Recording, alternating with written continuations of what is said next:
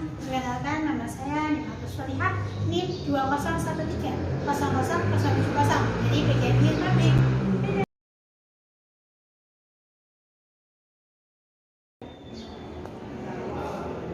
Perkenalkan, nama saya Sofatin Habibah, NIM 2013010214. Saya dari kelas PGMI 5B.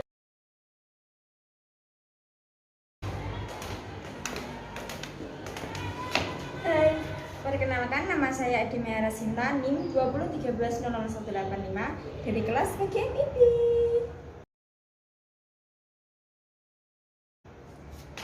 Halo, nama saya Maulin Nikmah dengan nomor NIM 20.130046 dari kelas 5B.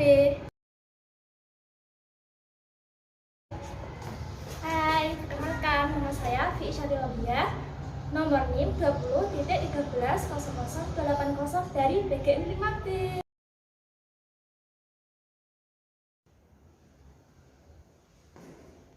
Halo teman-teman, apa kabar? Perkenalkan, nama saya Ahmad Taufik Rahman dengan NIM 20.13000154 dari kelas 5B. Senang bertemu dengan kalian.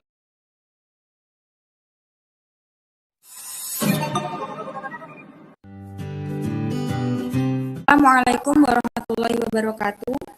Waalaikumsalam warahmatullahi wabarakatuh. Waalaikumsalam warahmatullahi wabarakatuh.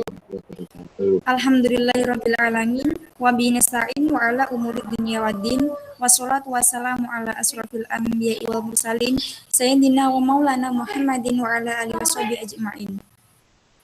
Yang terhormat Rektor Institut Pesantren Matloliul Falah Bapak Abdul Ghafarozin MED, yang saya hormati Kaprodi Institut Pesantren Matloliul Falah Bapak Muhammad Agus Jauhari LC MPDI, yang saya hormati dosen pengampu mata kuliah pengembangan profesionalisme guru Bapak Dr. Andis Maftuhin MPD, yang saya hormati narasumber kita Nimatus Solihah dan Fi Isyadilobia, yang saya hormati moderator kita Maulin Nikmah, dan tak lupa peserta seminar yang saya sayangi dan yang saya banggakan. Pertama-tama marilah kita panjatkan puja dan puji syukur kehadirat Allah Subhanahu wa Ta'ala yang telah memberikan nikmat sehat dan hidayahnya sehingga kita bisa berkumpul pada hari ini tanpa kekurangan suatu apapun. Kedua kalinya sholawat serta salam kita haturkan kepada junjungan kita Nabi Agung Nabi Muhammad SAW yang telah kita nantikan syafaatnya di yaumul qiyamah nanti. Amin. Saya Adi Mayara Sinta selaku pembawa acara seminar Bisami Bincang Santai PGMI dengan tema mengelola kelas jadi optimal dengan pandai memanfaatkan media belajar. Perkenankan saya membacakan susunan acara pada hari ini, yaitu yang pertama pembukaan, yang kedua penyampaian materi seminar dengan tema mengelola kelas jadi optimal dengan memanfaatkan media belajar sekaligus sesi tanya jawab, dan yang terakhir penutup. Memasuki sesi yang pertama yakni pembukaan. Marilah kita buka acara pada pagi hari ini dengan bacaan suratul Fatihah. Al-Hadiniyah Al-Fatihah.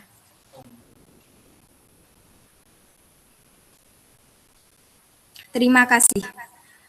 Acara selanjutnya yaitu penyampaian materi dengan tema mengelola kelas jadi optimal dengan memanfaatkan media belajar yang akan dipandu oleh teman saya Maulin Nikmah. Kepadanya dipersilahkan. Baik, terima kasih. Assalamualaikum warahmatullahi wabarakatuh. Waalaikumsalam warahmatullahi wabarakatuh. Yang terhormat Rektor Institut Pesantren Matloliul Falah Bapak Abdul Ghafarozin MED, yang saya hormati Kaprodi PGMI Institut Pesantren Matloliul Falah Bapak Muhammad Agus Jauhari LC MPDI, yang saya hormati dosen pengampu mata kuliah pengembangan profesionalisme guru Bapak Dr. Andis Maftuhin MPD, dan tak lupa peserta seminar yang saya sayangi dan saya banggakan. Perkenalkan, nama saya Maulin Nikmah yang akan memandu jalannya seminar Bisami pada hari ini. Sebelum ke acara inti, izinkan saya untuk membacakan CV dari kedua narasumber kita pada pagi hari ini. narasumber kita yang pertama, yaitu nama panjang Nikmatus Sholihah, nama panggilan Ilha, tempat tanggal lahir Pati 1 November 2001, alamat Dukuh Rames, Desa Sukoharjo, Kecamatan Wederi Jaksa, Kabupaten Pati. Nomor telepon 0895 3876 52284. Email ilha12001@gmail.com. Hobi membaca Wattpad. Pendidikan formal yang pertama RA Mansyaul Ulum lulus pada tahun 2008, MI Mansyaul Ulum lulus pada tahun 2014, MTS Mansyaul Ulum lulus pada tahun 2017, MA Rodotul Ulum lulus pada tahun 2020. Mahasiswa Institut Pesantren Matholiul Falah 2020 sampai sekarang. Pendidikan non formal. Yang pertama Madrasah Diniyah Mansyaul Ulum lulus pada tahun 2014, IMTAS TPQ An-Nur lulus pada tahun 2012, IMTAK TPQ An-Nur lulus pada tahun 2013. Organisasi Sekretaris kelas 4 sampai 6 MI Mansyaul Ulum, Sekretaris kelas 1 sampai 3 MTS Mansyaul Ulum, Ketua ISMU Ikatan Siswa Mansyaul Ulum pada tahun 2018.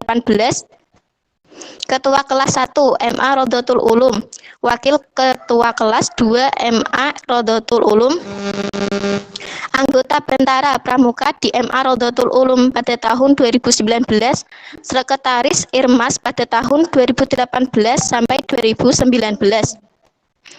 Anggota Jami'iyah Muhibbil Quran TPQ An-Nur tahun 2012 sampai sekarang.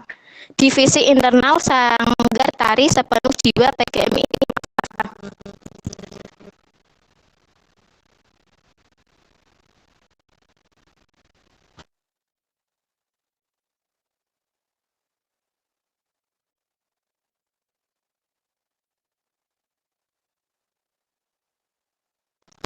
Selanjutnya, sisi narasumber kita yang kedua, nama Isyati Rodiyah, tempat tanggal lahir 13 Juli 2000, program studi pendidikan guru Madrasah Ibtidaiyah dengan nomor NIM 2013000280.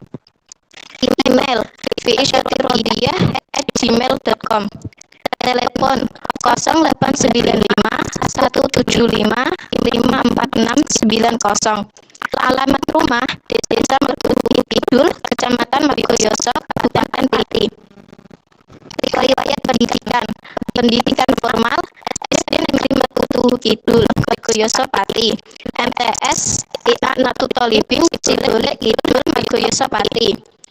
MA I'anatul Thalibin Cibolek Kidul, Margoyoso Pati. Institut Pesantren Matholiul Falah. Nah, itu tadi CV dari narasumber kita.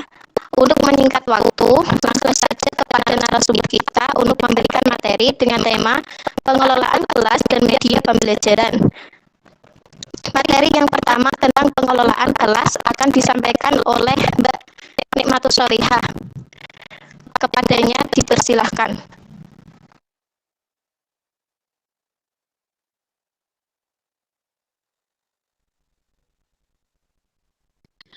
Baik, Assalamualaikum warahmatullahi wabarakatuh. Waalaikumsalam warahmatullahi wabarakatuh. Di sini kami mengadakan seminar online kami yaitu tentang santai PGMI yang motivasinya ada saya sendiri yaitu Nikmatus Sholihah, ada Mbak Fi Isyatirodiyah sebagai narasumber kedua, ada Mbak Maulini Mas sebagai moderator, ada Mbak Ade Maya Rasinta sebagai pembuat PPT dan juga MC, dan Mbak Sofatina Mimah sebagai pembuat PPT dan juga host, dan juga anggota Korporapan sebagai media sekaligus host. Di sini kami akan memberikan ilmu mengenai mengelola kelas jadi optimal dengan pandai memanfaatkan media belajar.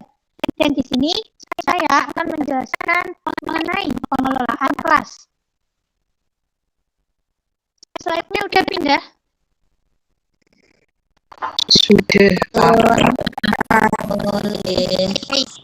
Pengelolaan kelas yang pertama ada pembelajaran efektif. Nah, apa sih pembelajaran efektif itu? Menurut Pak Paham dan Bakal 1992, pada hakikatnya proses pembelajaran yang efektif terjadi jika guru dapat mengubah kemampuan dan persepsi siswa dari yang sulit menjadi mempelajari sesuatu menjadi mudah mempelajari sesuatu. Nah, Pak Paham dan Bakal sendiri menurutnya pembelajaran efektif itu terjadi ketika siswa itu dapat mengerti pembelajaran yang sulit itu menjadi mudah. Seperti halnya ketika pembelajaran matematika. Ketika mereka menganggap pembelajaran itu sulit, dan sedangkan dia mendapatkan guru yang mungkin menurutnya enak atau seru atau asyik, insya Allah murid itu juga akan mudah untuk memahami materinya. Terus selanjutnya, nah, pembelajaran efektif juga memerlukan efisiensi. Dan efisiensi itu sendiri mencakup penggunaan waktu dan sumber daya secara efektif untuk menyelesaikan tugas tertentu. Nah, efisiensi ini juga perlu menggunakan waktu, yang dimana ketika siswa memerlukan penyelesaian tugas, dia juga harus memerlukan waktu ketika mengerjakannya, atau bisa dibilang juga memerlukan deadline untuk pengerjaan tugas dan juga sumber dayanya. Terus di sini slide-nya belum pindah. Oh, udah. Nah, di sini ada dua hal yang utama yang di perkumpulan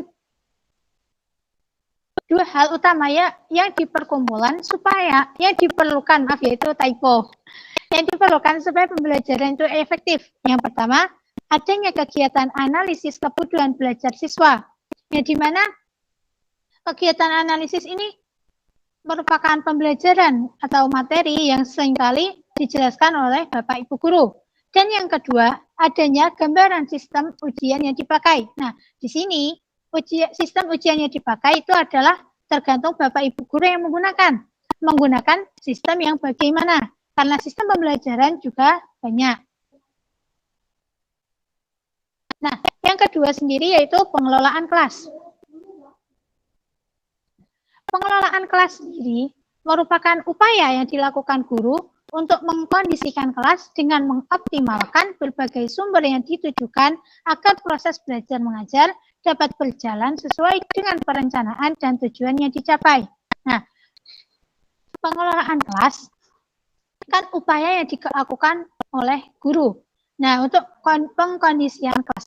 Nah, di sini guru itu mempunyai upaya untuk mengkondisikan dan juga mengoptimalkan kelas agar siswa itu merasa nyaman, tentram, damai untuk melaksanakan pembelajaran. Ketika murid itu nyaman, pasti mereka juga akan mudah untuk memahami pembelajaran yang disampaikan oleh Bapak Ibu Guru. Dan ketika mereka juga merasa pembelajaran itu termasuk pembelajaran yang mudah dipahami, otomatis mereka juga dapat mendapatkan nilai dan juga keaktifan mereka akan lebih semakin baik. Nah, selanjutnya,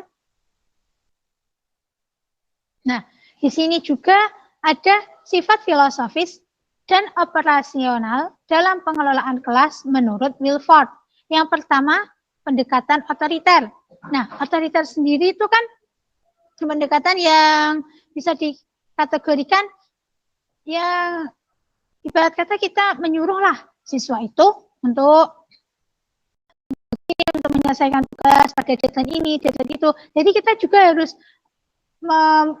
lebih tegas kepada siswa untuk misal ada tugas matematika nih, hari ini pelajaran matematika. Nah, minggu depan harus dikumpulkan. Jadi siswa itu ketika mereka menyelesaikan tugas sebelum deadline itu harus selesai. Jadi mereka punya kewajiban atas tugasnya. Yang kedua, pendekatan intimidasi. Intimidasi mungkin lebih kayak intimidasi itu kayak siswa apakah paham, apakah gini untuk mengenai siswa agar dia juga bisa mengerjakan apa yang tugasnya. Pendekatan permisif, terus pendekatan resep makanan, pendekatan pengajaran, pendekatan modifikasi perilaku, pendekatan iklim iklim sosio itu kan apa namanya? Iklim sosio itu lebih ke lingkungan, lebih ke sosial. Kita juga harus mengajarkan pada siswa untuk peduli terhadap lingkungan sekitar, maupun terhadap teman, maupun terhadap masyarakat, terhadap lingkungan sekitar. Ketika ada bencana alam, kita ajak siswa itu menyumbanglah sedikit demi sedikit, entah mau menyumbang uang atau menyumbang barang kan bisa. Terus pendekatan sistem proses kelompok. Nah, pendekatan sistem proses kelompok, mungkin siswa itu diajak membuat kelompok agar mereka juga bisa bersosialisasi dengan temannya. Nah, selanjutnya, di sini guru merupakan orang yang mempunyai peranan yang strategis karena guru juga berfungsi sebagai satu, orang yang merencanakan kegiatan-kegiatan yang akan dilakukan di kelas. Kan sudah pasti guru menjadi perencana kegiatan yang dilakukan selama di kelas. Yang kedua, orang yang akan mengimplementasikan kegiatan yang direncanakan dengan subjek dan objek siswa. Nah, guru juga sebagai implementasi dengan subjek dan objeknya siswa. Implementasikan sebagai contoh. Nah, guru itu sebagai contoh untuk siswanya. Semisal gurunya, ya kan guru itu ada yang tegas, ada yang asik, ada yang slow, ada yang santai. Biasanya kan ada guru yang bisa dikatakan ada sopan, santun, kan siswa juga bisa mengikuti sikapnya. Terus yang ketiga, orang yang menentukan dan mengambil keputusan dengan strategi yang akan digunakan dengan berbagai kegiatan di kelas. Nah, guru juga sebagai penentu dan pengambil keputusan dalam pengkondisian kelas. Nah, di sini guru kan sebagai penentu. Penentu itu misal gini, ada pemilihan ketua kelas, kan bisa kita mengambil voting. Nah, apabila voting itu dirasa ada pertimbangan dari guru, misal voting ketua kelas atau voting untuk acara apa, terus juga kan bisa mengambil keputusan untuk mengambil keputusan jadi itu ketua kelasnya untuk gimana ke depannya, ditanya dulu apa program, apa visi misinya. Nah, yang keempat, orang yang akan menentukan alternatif solusi untuk mengetahui hambatan dan tantangan yang muncul. Nah, guru itu juga harus mempunyai menentukan alternatif atau bisa disebut mencari jalan keluar atau rencana apabila nanti ke depannya ada hambatan atau tantangan yang muncul baik dari siswa itu sendiri atau dari guru sendiri, ataupun nanti bisa hambatan dan tantangan dari pembelajaran yang akan disampaikan. Nah, dan yang ketiga yaitu pengorganisasian lingkungan belajar. Lingkungan belajar yang diharapkan siswa adalah yang pertama, terciptanya lingkungan yang kondusif. Nah, apabila lingkungannya kondusif kan udah pasti siswa itu merasa layaklah untuk di situ. Nah, yang kedua, terciptanya sikap disiplin di sekolah. Nah, sikap disiplin di sekolah juga tergantung Bapak Ibu gurunya. Kan juga ada Bapak Ibu guru, mohon maaf ya sebelumnya. Ada Bapak Ibu guru yang mungkin ketika jadwal masuk jam 7, ternyata kok masuk jam 8, biasanya kan ada izin, atau enggak, bisa juga enggak izin, gitu. Kan siswa juga bisa meniru dari Bapak Ibu guru. Yang ketiga, penguatan pendidikan karakter. Nah, pendidikan karakter ini seperti macam ekskul.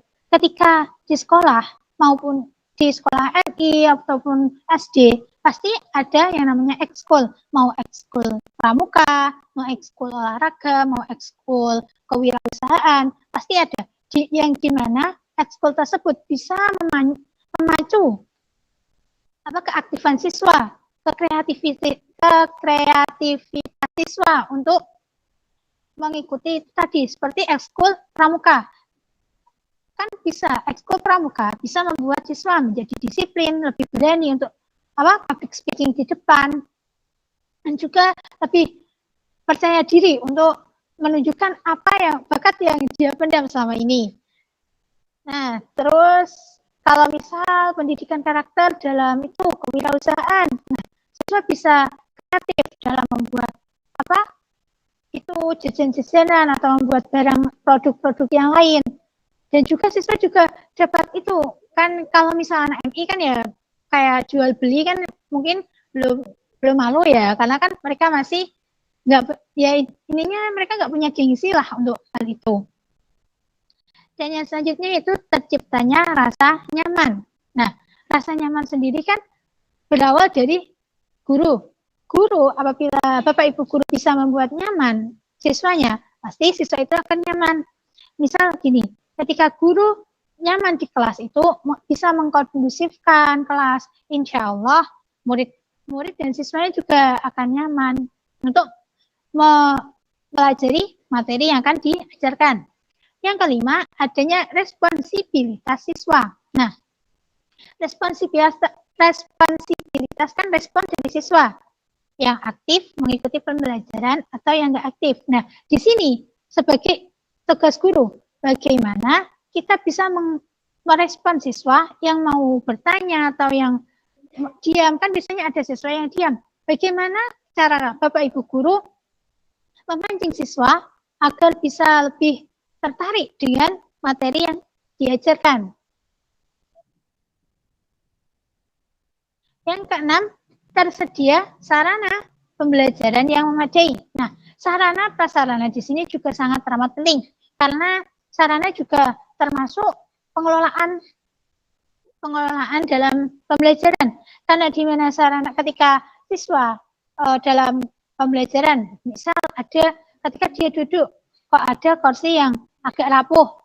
Nah, otomatis siswa itu akan nggak nyaman. Takutnya gini, takutnya nanti kalau jatuh atau kalau tiba-tiba kursinya patah gitu. Terus yang ketujuh, adanya keteladanan guru sebagai masyarakat terpelajar. Nah, di sini keteladanan guru sebagai masyarakat terpelajar. Nah, di sini sebagai guru itu kan digugu dan ditiru, di mana ketika guru itu sopan, maka murid itu juga akan sopan.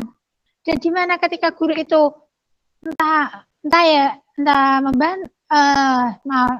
ketika guru itu marah, siswa itu juga siswa sekarang yang saya lihat pasti akan lebih marah lagi kepada Bapak Ibu gurunya ketika dimarahi. Karena apa? Mereka sekarang kan ya lebih luas sih. Ibarat kata gini, ketika pandemi mereka nggak sekolah secara offline, dan jika mereka sekolah secara online mereka juga mempunyai HP, dan HP itu jaringannya ternyata lebih luas lagi daripada secara offline. Yang selanjutnya yaitu adanya kinerja profesional guru yang terandalkan. Nah, di sini kinerja profesional guru. Nah, bagaimana cara Bapak Ibu guru memprofesionalkan diri untuk bisa diandalkan oleh siswa atau bisa diandalkan oleh sekolah itu sendiri? Misal, jadi Bapak Ibu guru yang lebih profesional lagi, nanti bisa diandalkan untuk misal ada lomba ini atau ada pembuatan makalah atau ada apa, guru itu bisa mengikuti. Nanti ilmu yang sudah didapatkan bisa di-share, bisa diberitahukan kepada siswa yang memang menurut guru itu layak ilmu itu untuk siswa, dan juga bisa di-share ke guru-guru yang lain jika mereka berpikir ilmu itu layak untuk guru yang lain. Dan selanjutnya adanya program kurikuler dan ekstrakurikuler. Nah, kurikuler tersendiri kan di dalam pembelajaran, misal ada kelas tambahan, dan ekstrakurikuler di luar pembelajaran, misal tadi adanya ekstrakurikuler pramuka atau kewirausahaan. Dan yang 10, terbentuknya konsep penetapan kinerja prestasi dalam pembelajaran. Nah, penetapan kriteria prestasi. Nah, penetapan kriteria prestasi ini sendiri bagaimana seorang guru menetapkan, misal menetapkan pembelajaran apa gitu, misal pembelajaran matematika ya, misal pembelajaran matematika ada ulangan. Nah, minimal kalian kita memberitahu siswa minimal kalian harus mendapat nilai 70. Nah, siswa itu harus tiba-tiba dia harus belajar terlebih dahulu untuk mengikuti ujian ulangan tersebut. Karena bagaimana cara dia mendapat nilai 70 sebagai sokongan atau dorongan untuk nilai tambahan pada waktu UAS atau UTS. Nah, yang ke-11, terciptanya kondisi orang tua siswa sebagai masyarakat yang senang belajar. Nah, di sini tugas guru juga bukan hanya untuk siswa, tapi juga orang tua. Yang dimana kita juga harus mengadakan rapat kepada orang tua atau bisa visit kepada orang tua untuk memberitahu bagaimana perkembangan seorang anak. Karena orang tua kan merupakan tempat pendidikan yang pertama bagi anak, merupakan rumah yang pertama bagi anak, di mana dia mendapat ilmu dan di mana dia mendapat karakter yang sesungguhnya. Yang ke-12, terciptanya orang tua sebagai contoh anak. Nah, di sini sendiri terciptanya orang tua sebagai contoh anak. Nah, di sini kan ketika ada anak yang mempunyai karakter, yang mempunyai karakter kurang baik. Nah, di mana dia mempunyai karakter kurang baik tergantung kepada orang tuanya. Semisal dia kemungkinan anak broken home. Anak broken home ya kebanyakan sih yang saya lihat, itu mereka lebih sedikit agak bandel ketika harus dibilangin sama seorang bapak ibu guru, karena di mana mereka di rumah juga nggak dapat kasih sayang dari orang tuanya. Terus kemungkinan juga ketika si anak itu butuh orang tuanya, ada orang tua yang nggak bisa untuk memberikan kasih sayang, dan ada orang tua yang kurang perhatian sama anaknya. Yang ke-13, adanya jadwal di masing-masing rumah anak. Nah, jadwal itu sendiri terdiri dari jadwal belajar, jadwal mereka bermain, kan harus ada jadwal. Yang ke-14, terciptanya orang tua yang memantau prestasi anak. Nah, sekarang kan banyak orang tua yang mungkin tidak terlalu memperdulikan prestasi anak. Yang dimana sekarang anak-anak banyak yang bandel. Dari situ kan kita bisa lihat bagaimana orang tua mendidik mereka, bagaimana orang tua memantau prestasi mereka. Bahkan ada orang tua yang sangat tidak dengan prestasi orang tua. Jadi kita sebagai calon guru dan mungkin kita sebagai calon orang tua juga harus bisa memantau prestasi anak, memantau karakter anak, itu juga penting. Dan selanjutnya yaitu tersedia ruang belajar khusus anak. Nah, di rumah juga harus menyediakan ruang belajar untuk anak agar anak itu bisa nyaman dan bisa berkonsentrasi dalam mengerjakan tugas atau belajar. Yang ke-16, tersedianya buku dan informasi konsumsi lain. Nah, setiap sekolah pasti sekarang udah ada buku sendiri, udah ada dari BOS, sudah ada dari Kemenak, ada dari Kemendikbud, dan sendiri itu udah dari sekolahan. Nah, informasinya sendiri itu dari seorang guru atau dari orang tua ketika mereka bertanya mengenai tugas. Baik, itu yang bisa saya sampaikan mengenai pengelolaan kelas. Selanjutnya saya kembalikan ke moderator, dan sebelumnya saya meminta maaf jika saya tidak memakai background karena ada kondisi yang tidak bisa digunakan. Baik, terima kasih. Saya kembalikan ke moderator. Sama. Baik, terima kasih buat Mbak Nikmatus Sholihah yang telah memaparkan materinya. Untuk sesi tanya jawab nanti dulu ya. Sekarang kita lanjutkan ke materi yang kedua, yaitu tentang media pembelajaran yang akan disampaikan oleh Mbak Fiisyati Rodiyah. Waktu dan tempat saya persilahkan. Terima kasih moderator atas waktunya. Baiklah, di sini saya akan menerangkan tentang media pembelajaran. Sebelum kita mengulas tentang media pembelajaran, alangkah baiknya kita mempelajari tentang komunikasi. Nah, komunikasi itu kira-kira apa sih? Komunikasi itu adalah proses interaksi antara guru dan siswa. Jadi, komunikasi itu memang sangat diperlukan dalam proses media pembelajaran.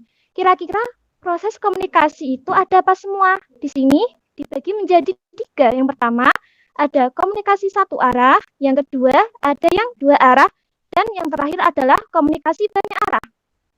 Bisa dilanjut, Mbak, slide-nya?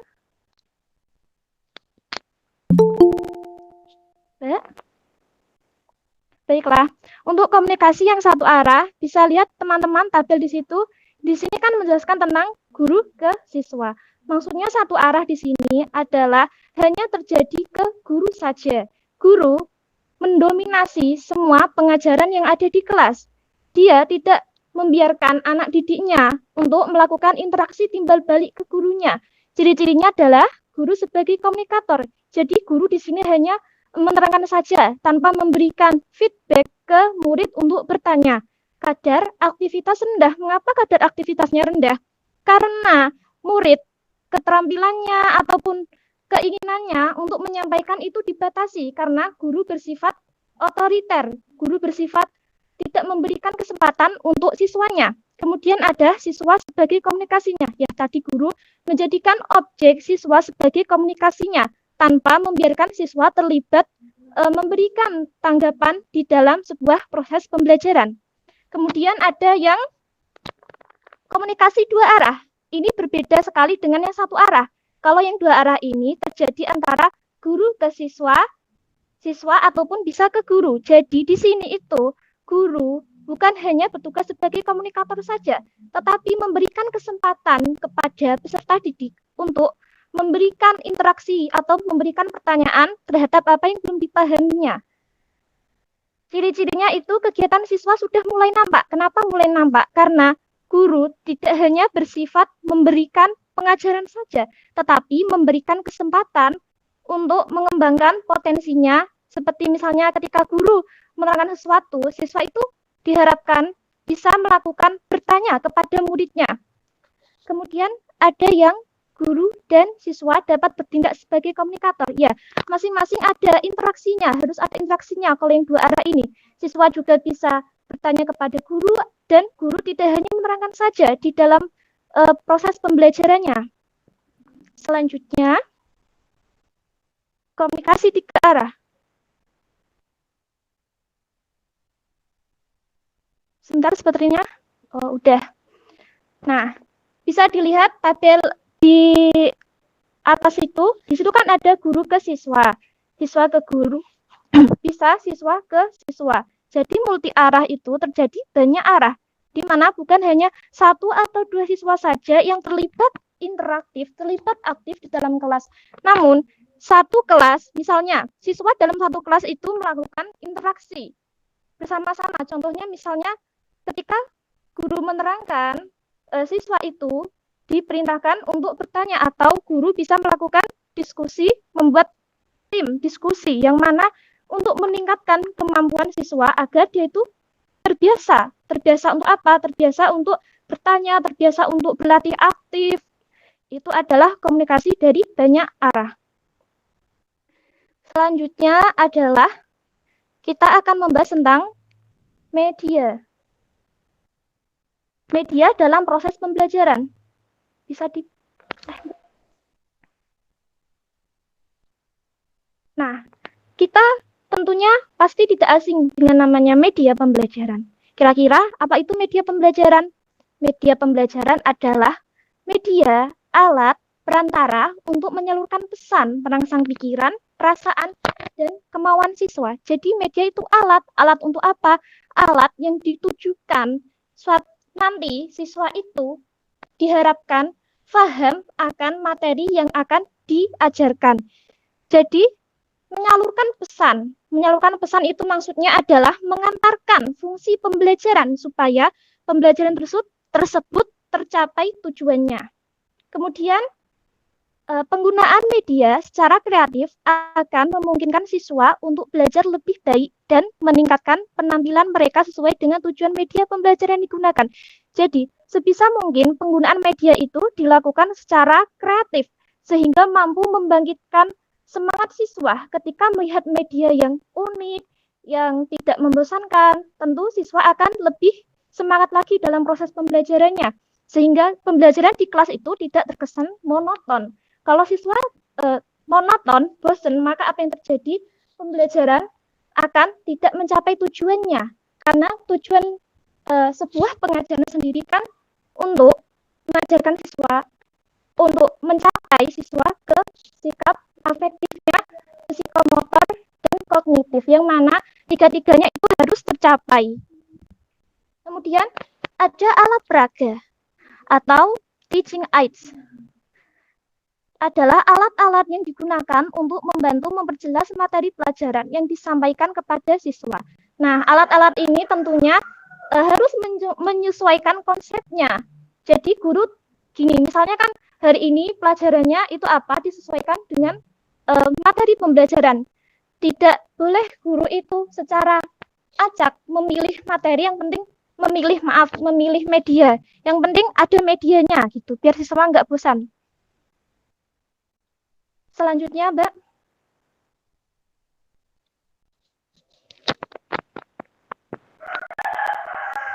Alat peraga dalam kegiatan interaksi edukatif dibagi menjadi dua. Yang pertama ada alat non-material dan alat material. Keduanya memiliki ciri-ciri yang berbeda tentunya. Kalau non-material itu dia tidak berwujud, tidak bisa dipegang ataupun dilihat oleh panca indera. Contohnya, kita bisa memberikan nasihat atau larangan apabila siswa melakukan kesalahan. Kita nasihati, kita larang, itu termasuk alat peraga yang tergolong non-material. Kemudian ada yang alat material. Alat material ini bentuknya berwujud dan bisa dirasakan kehadirannya. Contohnya adalah kita bisa, tentu di semua sekolah ada papan tulis, ada kapur, gambar. Jadi ini alat yang paling sederhana dari sebuah media. Kita bisa menggunakan video jika memungkinkan kondisi kelasnya. Selanjutnya, fungsi atau manfaat alat peraga. Siswa akan lebih banyak mengikuti pelajaran dengan gembira. Karena apa? Kalau kita mengajar siswa tidak hanya memakai ceramah, tentu siswa akan merasa bosan, jenuh, boring sama pembelajaran yang kita akan terapkan. Jadi sebisa mungkin guru itu harus pandai-pandai membuat media, mengatur media semenarik mungkin. Kemudian siswa akan lebih mudah memahami pelajaran yang diberikan. Dengan adanya media tadi diharapkan siswa mampu melihat bahwa ternyata belajar itu menyenangkan, bukan membosankan. Kemudian ada, sebentar ya, Mbak. Nah, ini fungsi dan manfaat yang lain. Yang pertama adalah pembentukan konsep. Nah, sebelum kita menggunakan media, kita harus tahu konsep apa yang akan dibuat. Semisal kita menggunakan konsep, itu adalah pembentukan dulu sebelum kita menerapkannya ke anak didik. Misalnya hari ini kita akan belajar IPA, lalu kira-kira konsepnya itu bagaimana? Jadi satu pelajaran ke pelajaran lain itu tentu berbeda konsep. Misalnya konsep antara pembelajaran IPA dengan konsep pembelajaran sejarah tentu akan berbeda bentuk medianya. Kemudian setelah kita mengetahui bentukan konsepnya, kita pahami konsepnya. Apakah konsep ini sesuai dengan yang tujuan dari pembelajaran, sesuai dengan arah pembelajaran yang akan kita lakukan. Habis itu kita latihan, penguatan. Setelah kita menemukan medianya, kemudian kita kuatkan, kita latih. Melatihnya adalah dengan cara kita mengetes murid-murid apakah kira-kira media yang kita gunakan itu sudah tepat atau belum. Kemudian yang keempat adalah pelayanan terhadap perbedaan individual, termasuk pelayanan terhadap yang lemah dan anak yang berbakat. Jadi dengan adanya media itu diharapkan siswa yang memiliki ingatan sedikit lemah dan anak yang berbakat itu semuanya tercapai gitu. Nggak hanya anak berbakat kok gitu yang paham akan materi kita jelaskan, tetapi semua diharapkan mampu memahami apa yang kita terapkan. Kemudian ada pengukuran. Pengukuran adalah alat peraga yang digunakan sebagai alat ukur. Alat ukur itu seperti apa? Misalnya, kira-kira apakah media ini pengukurannya tepat atau enggak gitu. Kemudian ada rangsangan untuk berpikir. Merangsang adalah kita itu mengingatkan siswa supaya apa? Ada jika sesuatu misalnya pelajaran yang terlupakan, siswa jadi terangsang untuk berpikir. Kemudian rangsangan untuk berdiskusi. Diharapkan dengan adanya tadi media, siswa juga mampu untuk melakukan diskusi dan partisipasi aktif. Jadi siswa tidak hanya mendengarkan penjelasan guru, tetapi juga ikut aktif dalam pembelajaran. Silakan selanjutnya.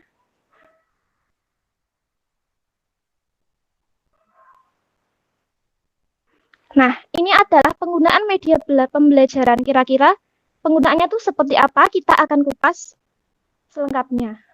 Yang pertama, ini adalah proses belajar yang kompleks. Kompleks itu artinya adalah menyeluruh, tentunya melibatkan sejumlah komponen di dalamnya. Yang pertama adalah tentunya harus ada gurunya. Kemudian, tujuan pelajaran, tujuan ini tidak boleh dilepaskan dari komponen tadi, materi, pelajaran, kemudian ada medianya. Medianya itu seperti apa? Harus ada kejelasannya, sistem pengajaran. Nah, ini tergantung pintar-pintarnya guru mengatur sistem pengajaran. Apakah mau dibuat seperti diskusi atau mau dibuat seinteraktif mungkin. Kemudian ada manajemen interaksi. Manajemen itu pengelolaan interaksi. Apakah interaksinya dibuat keseluruhan, semisal siswa dengan siswa atau siswa dengan guru. Kayak gitu, tergantung manajemen pengaturan gurunya. Habis itu ada evaluasi. Evaluasi ini juga komponen yang amat penting. Karena apa? Evaluasi adalah penilaian. Apakah tadi yang kita terapkan ke anak-anak itu tepat atau tidak? Tentu kita harus melakukan evaluasi. Yang terakhir adalah komponen siswa. Tentu dalam sebuah pembelajaran tidak mungkin tidak ada siswa. Karena siswa dan guru itu adalah komponen yang sangat penting. Oke, jangan dulu, Mbak. Belum.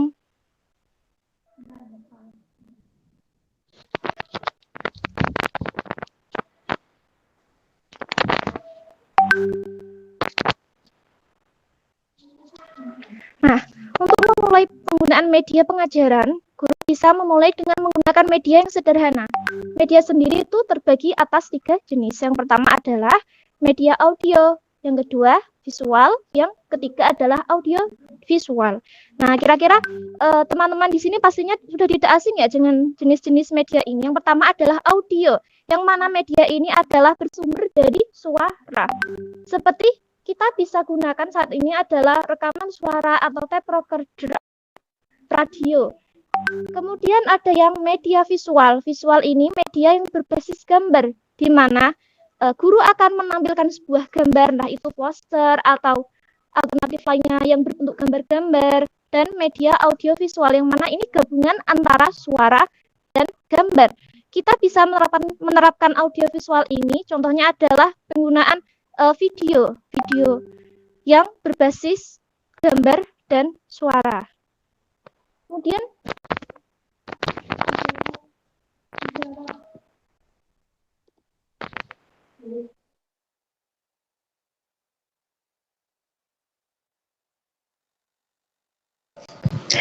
Cek. Kita keliling dulu ya, dikirim di grup. Karena waktunya mau habis. Baik, Kak. Oke.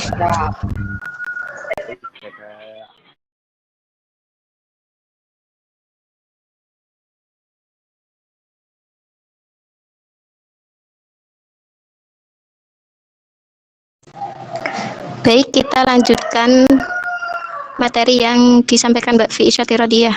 Silakan Mbak Vivi dilanjutkan. baiklah, masih semangat semuanya kan? Masih, Kak. Bentar ya, sepertinya ada kendala sinyal.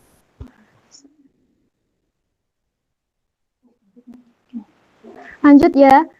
Habis ini kita akan berbicara tentang kriteria pemilihan media. Nah, dalam memilih media sendiri itu harus memperhatikan kriteria. Yang pertama adalah media yang dipilih hendaknya selalu menunjang tujuan pengajaran tadi. Jadi tujuan pengajaran itu tidak bisa terlepas dari penggunaan media juga, harus memperhatikan tujuannya. Kemudian yang kedua adalah media yang dipilih hendaknya selalu disesuaikan dengan kemampuan dan daya nalar siswa. Jadi kita tuh harus hati-hati dalam memilih media. Kan kalau ada media itu ada yang siswa model pembelajarannya visual atau auditori. Kita harus menyesuaikan masing-masing kemampuan siswa. Kemudian media yang digunakan hendaknya bisa digunakan sesuai fungsinya. Jadi media itu harus menyesuaikan fungsinya apa. Misal kalau diterapkan di pelajaran IPA itu harus sesuai fungsinya. Misalnya belajar tentang perubahan wujud benda, maka media yang mudah untuk digunakan adalah kita bisa pakai hal yang paling termudah, misalnya lilin dan air dan lain-lain. Kemudian media harus kita gunakan yang paling murah dan tidak membebani. Kemudian media yang dipilih hendaknya memang tersedia. Jadi kita tidak perlu memaksakan kemampuan kita seadanya. Yang penting kita tidak terbebani untuk penggunaan media tadi. Kemudian kondisi fisik lingkungan kelas harus mendukung. Jika kita ditempatkan di kelas yang sulit ada jaringan internetnya, maka ada pilihan media lain yang bisa kita gunakan. Kita bisa menggunakan media lingkungan sekitar kita. Kemudian ada yang persiapan dan penggunaan media hendaknya disesuaikan dengan biaya yang tersedia. Sudah saya bilang, jangan memaksakan kemampuan jika biaya kita harus membuat biaya serendah mungkin. Tidak perlu mahal-mahal dalam pembuatan media. Lanjut, Mbak.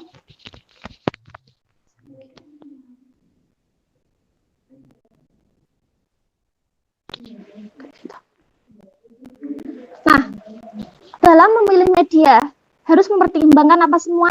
Yang pertama, tahan lama. Sebisa mungkin media itu kita gunakan untuk tahun selanjutnya. Supaya apa? Untuk meminimalisir biaya. Kemudian bentuk dan warnanya menarik. Supaya apa? Supaya siswa semangat dalam belajar. Kemudian sederhana dan mudah dikelola. Jangan ribet-ribet membuat media. Kemudian ukurannya sesuai dengan ruangan belajar mengajar. Jika ruangan belajarnya luas, perhatikan jangkauannya. Sebisa mungkin kita buat sekiranya terlihat ke ruangan kelas tadi. Kemudian dapat menyajikan konsep baik real, gambar maupun diagram. Bisa disajikan dalam bentuk nyata, misalnya tadi kayak media yang ada di sekitar kita, seperti kita bisa penggunaan media, misalnya konsep zat dan massa. Kita bisa menggunakan telur dan garam. Nanti konsepnya dikembangkan sendiri kayak gimana, gambar maupun diagram. Lanjut, Mbak.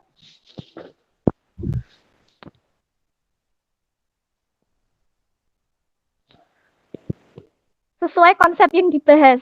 Jadi, kembali lagi harus sesuai dengan konsep. Dapat memperjelas konsep, bukan sebaliknya. Jadi, penggunaan media itu sebisa mungkin itu jelas. Jangan membuat seharusnya pembelajaran menyenangkan, malah jadi ribet, memusingkan. Kemudian peragaan itu harus menjadi dasar bagi tumbuhnya konsep. Menjadikan siswa belajar aktif, mandiri. Kemudian yang terakhir adalah alat peraga. Bila mungkin alat peraga tersebut bisa mempunyai banyak faedah dalam proses pembelajaran. Lanjut, Mbak.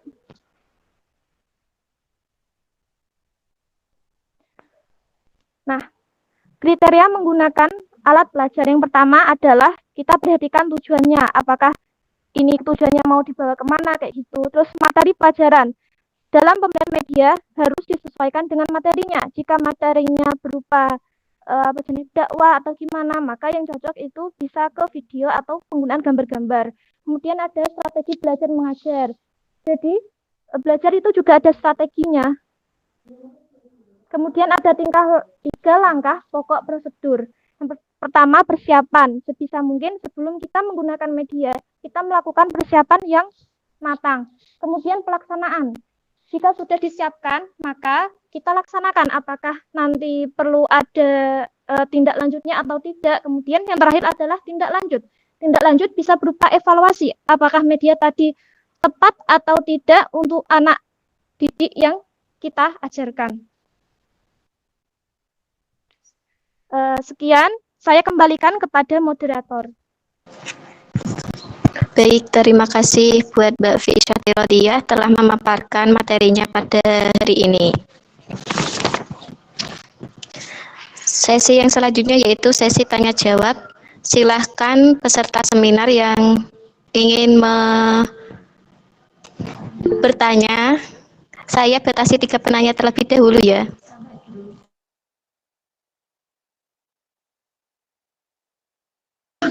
Izin bertanya, Kak.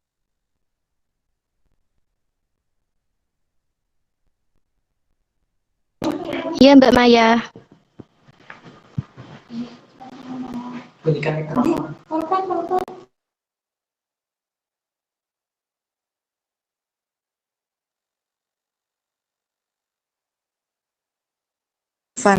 Peserta didik dalam mengikuti pembelajaran. Sudah jelas, Mbak? Ulangi, sebutkan nama Mbak dan instansi dari mana. Dari IPMA Fapati, saya ingin bertanya, Mbak, terkait dengan media pembelajaran. Bagaimana pemilihan media pembelajaran yang tepat agar dapat memunculkan keaktifan peserta didik dalam mengikuti pembelajaran? Terima kasih, Kak. Ya, terima kasih Mbak Maya. Selanjutnya, nggih. Nggih, Bu Rumiah, silahkan. Assalamualaikum warahmatullahi wabarakatuh. Waalaikumsalam warahmatullahi wabarakatuh. Perkenalkan, nama saya Rumiah dari TK Pertiwi Kertomulyo, Tranggal Pati. Nggih, monggo Bu. Nggih. Nggih. Kita sambil sharing nggih, Kak. Bagaimana kita sebagai pendidik agar siswa bisa merespon tentang materi atau kegiatan yang kita berikan kepada anak. Padahal kegiatan yang kita berikan kepada anak itu menarik bagi anak yang lain, tapi ada satu anak yang kurang menarik pada kegiatan yang kita lakukan. Dia malah sering jalan sendiri atau bermain sendiri seperti itu. Terima kasih.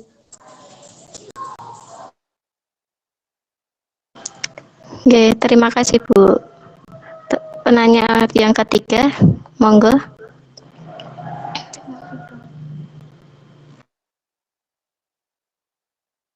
Angkat tangan dan hidupkan mikrofonnya.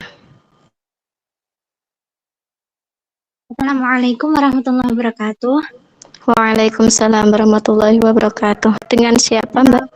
Perkenalkan, nama saya Nela Rigza Oktaviani dari KPI semester 1. Izin bertanya, Kak.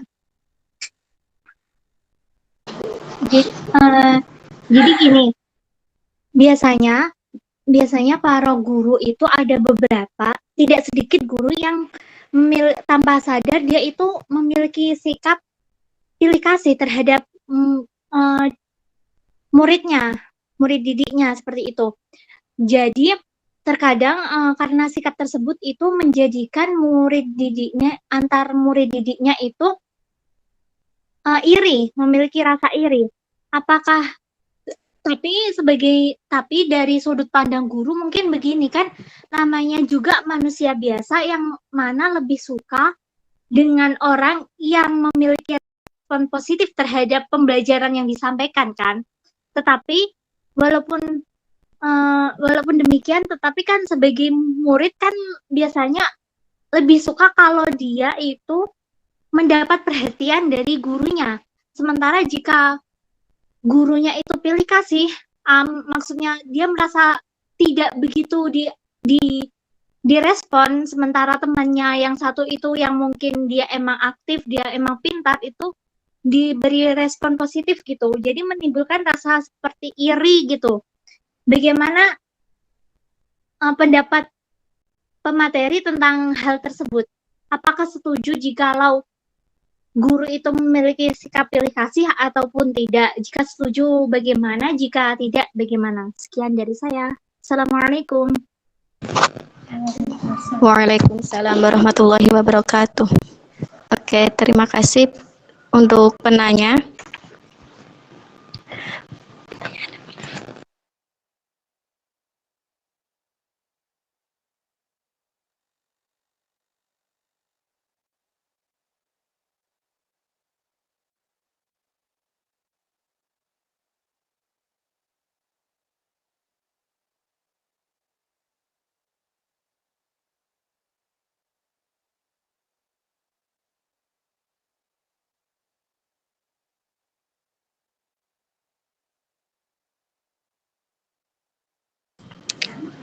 Baik, saya akan mengulangi pertanyaan dari para penanya tadi ya. Pertanyaan yang pertama dari Mbak Maya tadi, bagaimana pemilihan media yang tepat dalam mengaktifkan interaksi peserta didik? Begitu ya Mbak Maya? Iya, Kak. Untuk penanya yang kedua, tadi gimana ya Bu? Kurang jelas. Intinya apa Bu tadi?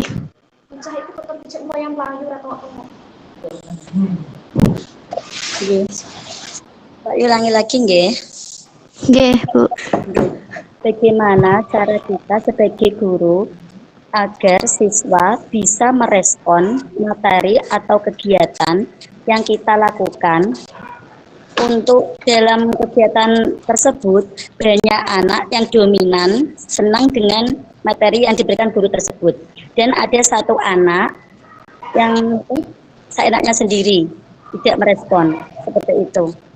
Jadi intinya itu ya, bagaimana sikap guru dalam menghadapi sikap anak yang tidak mau diam itu ya Bu?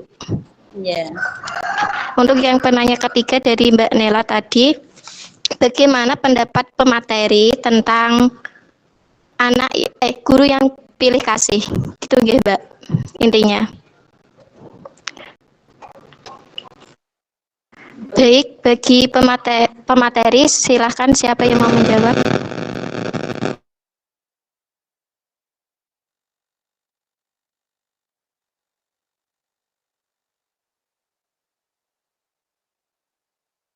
Baiklah, saya akan mencoba untuk menjawab pertanyaan dari Mbak Maya, pemilihan media yang tepat. Nah, kira-kira kan saya tadi sudah dijelaskan bahwa pemilihan media tepat itu melihat kondisi dari siswa yang akan kita hadapi. Misal, kalau siswanya itu gaya belajarnya kan siswa bermacam-macam. Nah, ada yang gaya belajarnya itu lebih suka melihat sebuah gambar-gambar, ada yang suka misalnya belajar sambil bernyanyi. Nah, kita kombinasikan saja tadi gaya belajar dari anak-anak.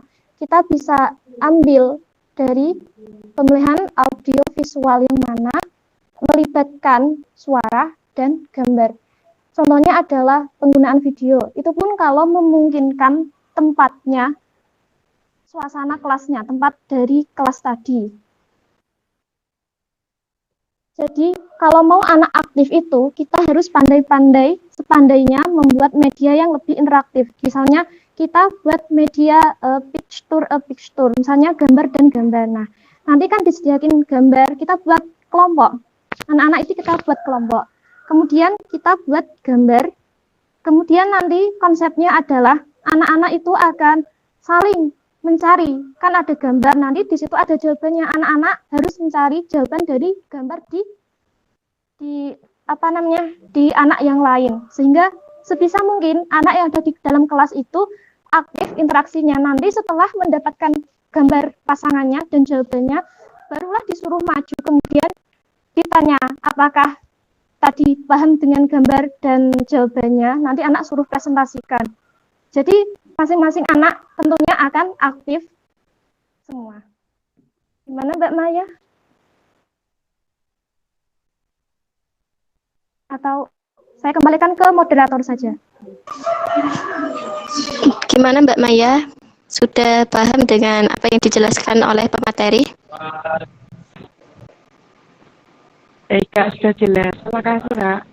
Oke, sama-sama. Monggo, Mbak Ilha menjawab pertanyaan dari siapa, Mbak? Nah, di sini saya akan pertanyaan dari Mbak Nela Rizkia Oktavian. Di mana Mbak Nela bertanya mengenai bagaimana agar guru itu tidak pilih kasih. Nah, di sini seperti sepengetahuan saya emang ada Mbak guru yang pilih kasih terhadap muridnya. Tapi saya kurang setuju, memang saya kurang setuju karena di mana guru yang pilih kasih itu kan dia hanya terfokuskan sama anak-anak yang mungkin lebih berprestasi, yang mungkin lebih aktif dalam pembelajaran yang diampunya. Dan di sini emang sangat tidak disetujui karena bagaimanapun yang namanya guru itu harus bersikap dengan adil agar siswa itu juga bisa merasa nyaman, juga siswa itu dapat mempelajari pembelajaran dengan baik. Nah, di sini saya bisa memberikan cara agar guru tidak mempunyai sifat atau tidak dianggap sebagai pilih kasih. Yang pertama, empati. Empati kepada seluruh siswa. Nah, di sini itu sangat penting untuk guru mempunyai empati yang tinggi kepada semua siswanya. Nah, misal, kok guru itu berempatinya hanya sama yang berprestasi, yang unggul dalam beraktivitas pembelajarannya, ya bagaimana caranya guru juga berempati kepada siswa yang hanya diam, hanya terfokuskan sama dirinya sendiri. Misal ketika ketika kita menjelaskan pembelajarannya, kita samperi, oh siswa itu yang diam, dia sedang apa? Kita coba untuk buatlah kayaknya layak-layaknya kita nggak pilih kasih, kita juga berempati sama dia. Yang kedua, ubah gaya komunikasi. Nah, kita ubah gaya komunikasinya kepada siswa. Bagaimana ketika guru itu berkomunikasi dengan siswa yang berprestasi, kita gunakan juga kepada siswa yang mungkin agak lebih pendiam. Bisa dikatakan juga siswa itu introvert, karena ada juga yang siswa itu introvert. Terus juga bersikap adil. Nah, ini sangat perlu, Mbak. Bagaimana caranya kita jadi calon guru? Sebagaimana kita jadi calon guru itu harus bersikap adil. Kita juga harus bisa memilah dan juga memilih hak dan kewajiban anak-anak. Karena setiap anak juga mempunyai hak dan kewajiban kan. Jadi siswa itu mempunyai hak dan kewajiban yang sama setiap di sekolah. Nah, bagaimana cara kita untuk selalu bersikap adil kepada siswa? Bagaimana kita juga tetap berinteraksi dengan siswa yang berprestasi dan juga siswa yang agak ya bisa dibilang kuranglah dalam hal prestasi, atau kita juga bisa membuat suatu kelompok yang dimana satu kelompok itu ada yang berprestasinya unggul, ada yang di tengah-tengah mereka, dan juga ada yang mungkin ada yang lebih rendah dari mereka, dan di mana satu kelompok itu harus bisa berinteraksi, harus bisa berkomunikasi untuk membangun sifat agar mereka tidak merasa iri terhadap temannya yang berprestasi karena sering disuruh maju atau sering dipanggil, sehingga kita juga harus menciptakan minat siswa untuk ikut aktif dalam pembelajaran. Itu saja yang bisa saya sampaikan. Saya kembalikan ke moderator. Baik, apakah sudah jelas Mbak Nela? Sudah, terima kasih atas jawabannya. Oke.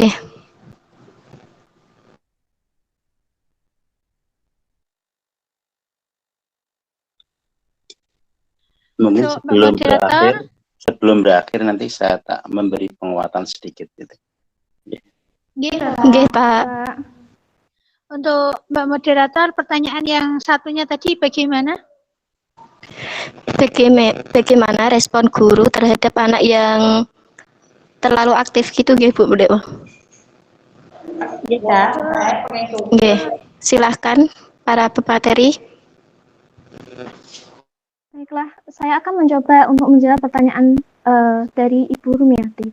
Nah, ketika kita dihadapkan kepada anak yang terlalu aktif atau bisa disebut hiperaktif, maka yang kita bisa menggunakan media yang menarik seperti media yang berkaitan langsung secara alam.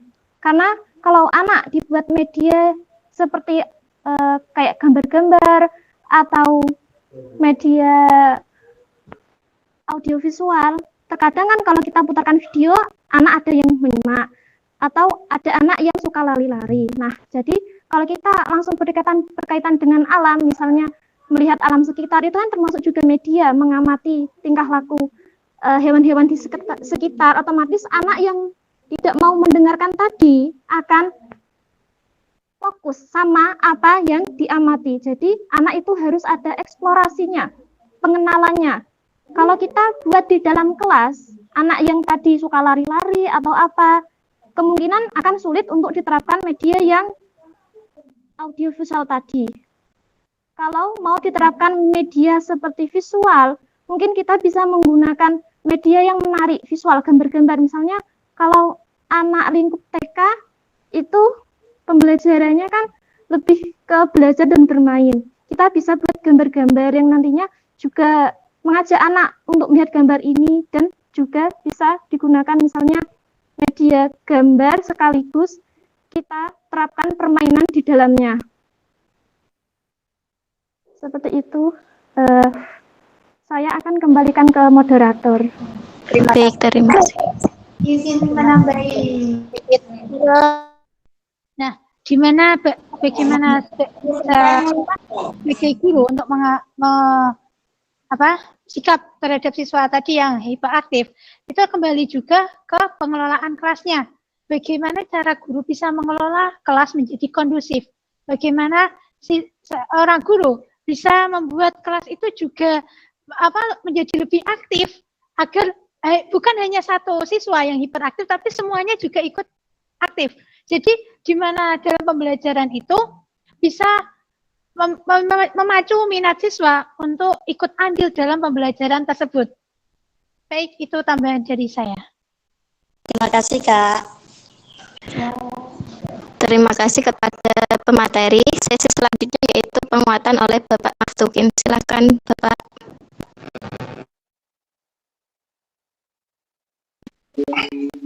Assalamualaikum warahmatullahi wabarakatuh. Waalaikumsalam warahmatullahi wabarakatuh. Terima kasih atas waktu yang diberikan saya. Setelah saya mengamati dari pelaksanaan kegiatan ini, luar biasa dari persiapannya sampai pelaksanaannya. Jadi ini yang nanti harus Anda kembangkan sebagai pelopor pengembang profesionalisme di lingkungan Anda besok. Jadi ketika ada komunitas guru macam KKG, MGMP, untuk pelaksanaan pengembangannya bisa salah satunya adalah seperti ini pengembangannya.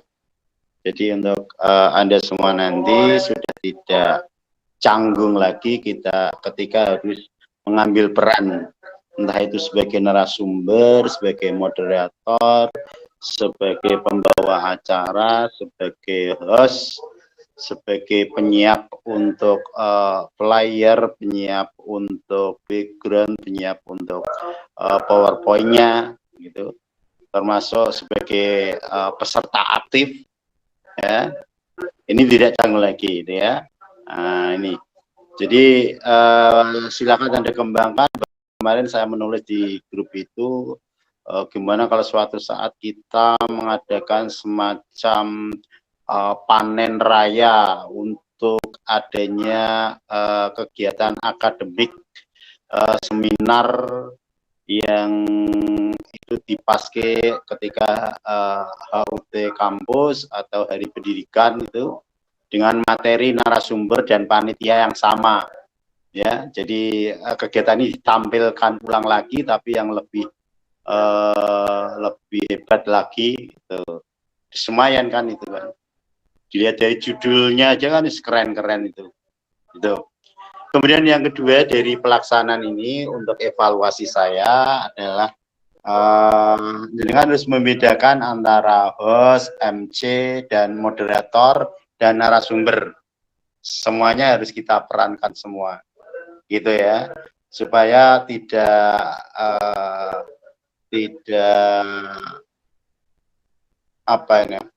istilahnya tidak berbaur itu loh antara MC dan moderator dan juga host itu. Gitu. Untuk narasumbernya dari penguasaan materinya luar biasa sudah, tetapi untuk speed gaya bicaranya itu kayak dikejar maling gitu ya, cepatnya santai aja, ya santai, geladok-geladok, tetapi mudah untuk dipahami. Tadi kan saya tahu kutuk, nah, itu kan. Jadi itu sebagai evaluasi. Kemudian jangan lupa untuk kegiatan ini tetap direkam layar ya, direkam layar, kemudian nanti rekaman itu diedit, setelah diedit ditambah-tambahi untuk video opening, video closing, kemudian mungkin ada inset tulisan, inset suara, itu yang mempercantik dari tampilan ini sebagai dokumen ya. Terus kemudian nanti di-upload semua di drive yang sudah kami siapkan di Google Drive itu. Semua dokumennya ditaruh di situ. Mulai presensi, mulai dari flyer, background, materi, terus video dari rekaman ini nanti taruh situ. Gitu. Terus untuk selanjutnya menanggapi dari beberapa pertanyaan kaitannya dengan sikap pilih kasih atau iri. Okay. Oke, itu perasaannya si anak tertentu itu yang memang punya sifat iri hati. Ya, kalau yang anak yang punya sifat iri hati kan sidi-sidi dianggap beda-beda, sidi-sidi dianggap apa gitu kan. Angger ora podo karo perlakuan terhadap dirinya itu. Mereka menganggap itu adalah sebagai beda-beda. Nah, jangan-jangan itu adalah perasaannya dia saja, gitu. Tapi yang jelas guru itu harus bersifat adil, ya, tidak pilih kasih. Dan yang namanya adil itu tidak harus sama, ya, adil itu tidak harus sama. Misalnya yang satu karena telah menjawab pertanyaan, terus diacungi jempol, terus dibagus-bagusin, bagus, pinter, gitu. Sementara dia yang tidak jawab pertanyaan, diem saja itu, masa juga harus diapresiasi, bagus, pinter, gitu. Kan mestinya tidak, nah, gitu kan. Itulah ya, jadi adil itu tidak harus sama, termasuk perlakuan, termasuk penguatan, termasuk ujian dan lain sebagainya. Namun sebagai seorang guru ya, terhadap anak yang lebih itu kita harus memberikan empati, pujian dan penghargaan ya. Terhadap anak yang kurang tidak mau bertanya, diem saja, irinan ya, irinan itu perlu kita berikan satu perhatian ya, perhatian. Ya paling tidak gimana, ayo setuju, nah gitu kan, paling tidak kan dia mandok, ya Bu setuju, gitu kan, itu bentuk perhatian ya. Terus si Ani jawab terus kepada si Ayu, gimana Ayu ya, setuju kamu, cocok dengan jawabannya si Ani tadi. Nah paling tidak seperti itu, tidak terus didiamkan saja itu ya. Terus sekali tempo disuruh maju, sekali tempo dia disuruh menjawab, tetapi jawabnya itu bareng-bareng. Biar dia itu mek umi-umi tok ngono. Berubah lambene udah dianggap bagus ngono ya. Gitu ya. Terus kemudian terhadap pertanyaan anak semua aktif, terus ada satu anak yang tidak respon ya. Itu permasalahan khusus, perlu penanganan khusus karena itu adalah sebuah permasalahan juga ya. Jadi permasalahan guru yang niki ya, termasuk orang di duit ya permasalahannya dulu juga. Tapi di kelas anak tidak respon, itu gimana? Nah sikap guru gimana? Jangan terus dimarah-marahin. Anak yang tidak respon itu anak itu sedang bermasalah ya. Permasalahannya barangkali mungkin dia itu tidak paham, permasalahannya itu memang dia tidak tahu apa yang harus ditanyakan, permasalahannya kemungkinan dia itu tidak tertarik, ya, permasalahannya dia banyak permasalahan, yang itu justru harus kita cari permasalahannya dan harus kita cari solusi yang mungkin cocok untuk anak tersebut tuh. Nah, ini dipelajari dalam mata kuliah bimbingan dan konseling. Ya, di situ ada mengatasi permasalahan anak. Nah, ini karena kadang begini, anak tidak kelihatannya tidak memperhatikan, tapi justru anak itu juga sangat respon. Ini contoh saja. Ini adalah ponakan saya. Ketika saya beri informasi apa-apa itu, kelihatannya dia itu tidak memperhatikan jalan. Taunya ketika selesai saya bicara itu, dia bisa menceritakan kembali.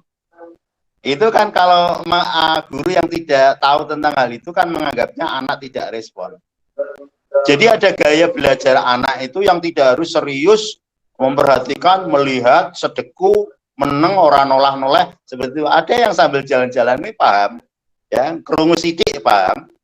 Ada yang cara belajar ngerti cover buku ini paham di sini. Ngerti judulnya tok ini wis iso cerita, ya, yang pahaman itu. Oke, yang jelas adalah memang kita harus memahami tentang karakteristik anak itu. Karena ada anak yang gaya belajarnya itu sambil bergerak, kinestik. Ya, arom blokam laku malah paham. Daripada kon mandek, sedeku, linggih, anteng, orang noleh malah dia kayak di penjara. Gitu ya. Nih. Kemudian yang berikutnya, supaya anak itu aktif, ya, jadikanlah pembelajaran itu dengan pola pembelajaran children centered atau anak menjadi pusat, ya, anak menjadi pusat pembelajaran, bukan teacher center, bukan guru yang menjadi pusat pemberian pembelajaran itu. Jadi pelibatan anak di setiap tahapan, di setiap pembelajaran itu akan mendorong anak itu aktif dan menghindari anak untuk tidak aktif. Ya, nah, banyak contohnya yang untuk melibatkan keaktifan dari anak itu. Ya. Misalnya anak suruh melengkapi dari keterangan guru. Ibu kota Indonesia ada di Jakarta. Di mana anak-anak? Di Jakarta. Itu kan anak aktif. Kalau ada anak yang menengah lambene, loh, itu kamu kok tidak jawab sendiri? Sakit gigi, po? Oh, enggak, Pak, dia sakit gigi. Loh, tadi kok diam? Di mana tadi? Di Jakarta. Lah, itu kan mengaktifkan dia. Ya, ojo sampai diulang nanti ono bocah turu ora ngerti. Betulnya gerape gelir ini langsung dilempari pertanyaan atau suruh maju, suruh membantu guru apa gitu. Nah, ini.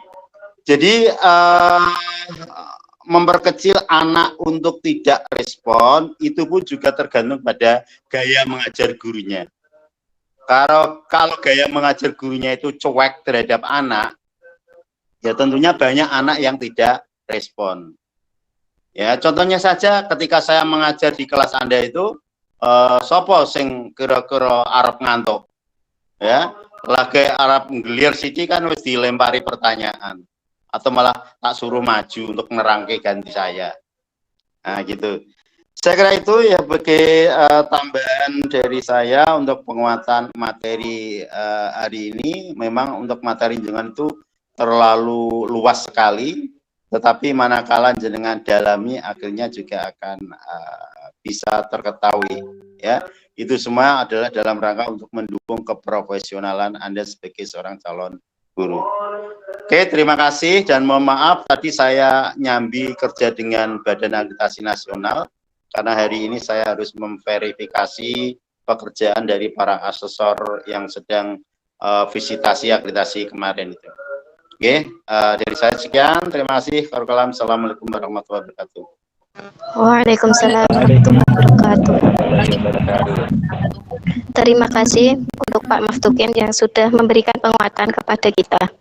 Saya akan memberi kesimpulan tentang materi pengelolaan kelas dan media pembelajaran. Pembelajaran yang efektif bisa terjadi apabila seorang guru dapat mengubah kemampuan anak didiknya dari yang sulit mempelajari sesuatu menjadi mudah mempelajarinya. Salah satu hal yang penting dalam proses pembelajaran yakni pengelolaan kelas. Pengelolaan kelas merupakan perilaku seorang guru untuk menciptakan kondisi pembelajaran yang efisien.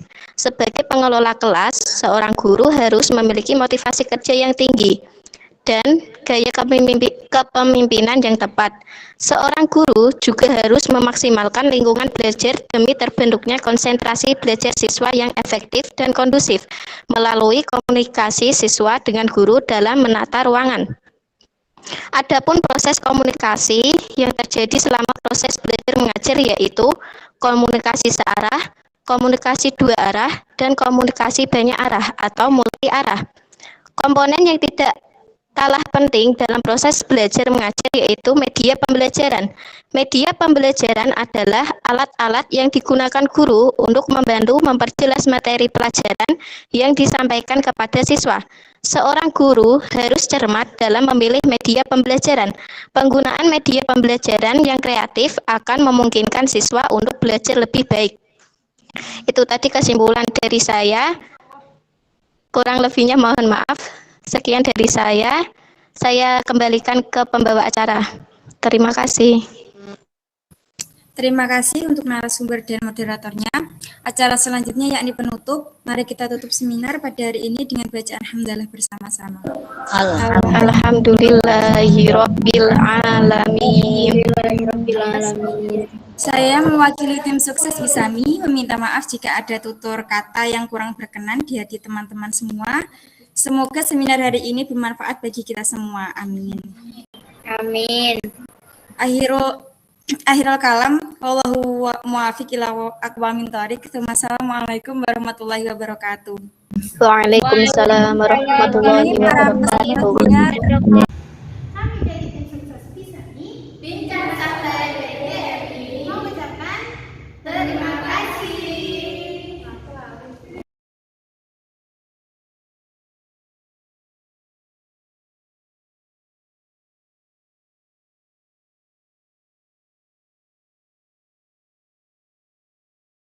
Satu, dua, tiga.